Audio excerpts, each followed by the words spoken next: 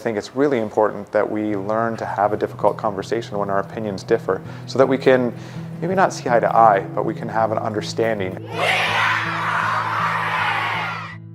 My name is Irshad Manji. I am the founder of Ridley College, which teaches people, including young people worldwide, how to communicate productively across differences, disagreements, and these days even mutual disgust. Our strategic priorities very much align very closely with Irshad and her message and our partnership with Moral Courage Project and the Moral Courage College on a variety of different fronts. I mean, first of all, confronting the increasing call for communities, at least in North America, to confront issues surrounding diversity, equity, inclusivity, justice is something that we needed to address, and so this is our answer to that. We are in a time when the students who come to Ridley will be responsible for creating solutions to, frankly, existential issues, and those solutions are going to need to stick, which is why they're going to have to learn how to communicate across divides. Moral courage in an us against them culture, which is what we're steeped in today, requires more than simply clenching your fists and punching it in the air.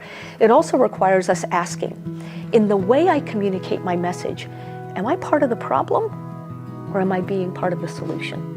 And we teach people to be part of the solution.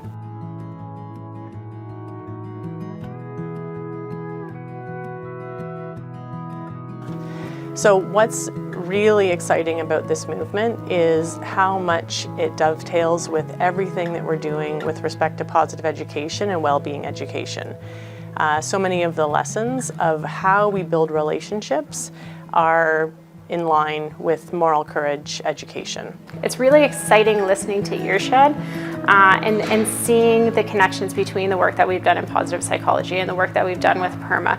I mean, obviously when we're talking about relationships and building relationships and listening, we're living PERMA, right? We're looking at positive relationships and emotions and engagement with other people. And she talks a lot about just that opportunity to engage and invite others to engage with us in conversation about divisive topics, right? And knowing that it's okay to ask questions. And I think being in an inquiry-based school, an IB school, and being in a positive education school, those things are already a part of who we are in the fabric of our school. And I think this just gives us a lens to ask those questions more intentionally. Our students are being prepared to be world leaders and to be a leader in this really dynamic global environment that we live in. There's going to be conflicts that they're going to have to face. And so being able to look at things with an open mind, being able to understand the perspectives of others, they're going to really be able to be more effective leaders and bring about change. Well, one of the key takeaways for me for sure was putting language to the difference between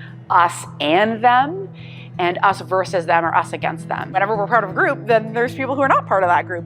And that is not at its base a negative, bad, or evil thing.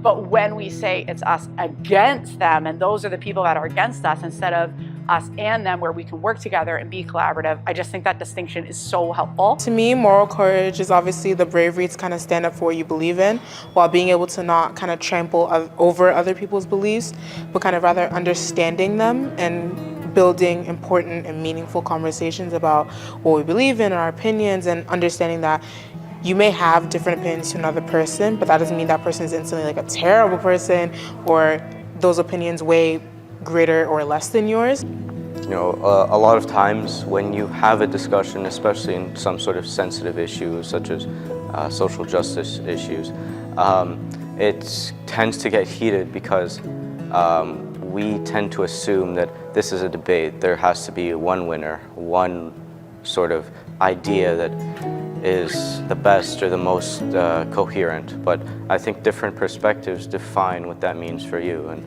there's no way you can conform to that. And having those discussions are important to